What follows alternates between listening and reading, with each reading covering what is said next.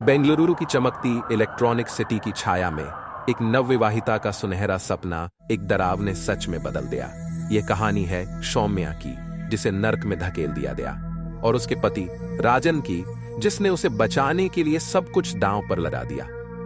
Crime insider में आज एक ऐसा मामला जो विश्वासघात, साहस और इंसानियत की जीत की कहानी कहता है। बेंगलुरु के राजन और सौम्या ने अभी अभी नई जिंदगी शुरू की थी कि तदबीर ने करवट ली। राजन को मुंबई में बड़ी नौकरी मिली, एक सपना सच हुआ, मगर यह खुशी क्षणभंगुर थी। कुछ दिन बाद सौम्या ट्रेन से राजन से मिलने निकली, लेकिन उसका 1000 किमी का सफर एक अंधेरे मंजिल पर जा रुका।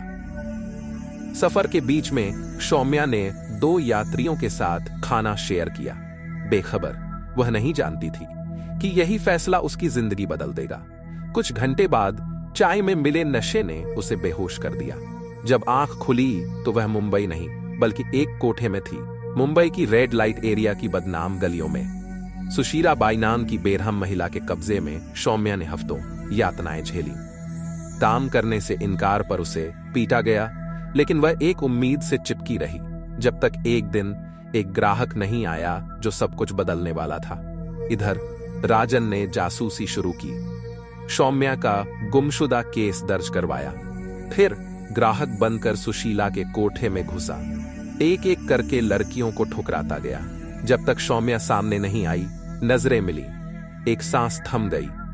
उस पल राजन का दिल टूट गया। सामने खड़ी औरत कोई अजनबी नहीं, उसकी पत्नी थी।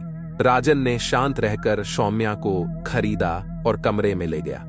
वहीं से पुलिस को खबर की।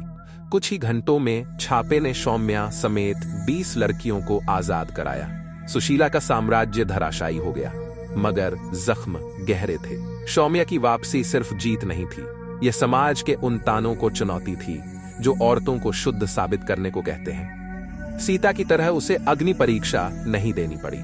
राजन का विश्वास ही उसकी मुक्ति बना।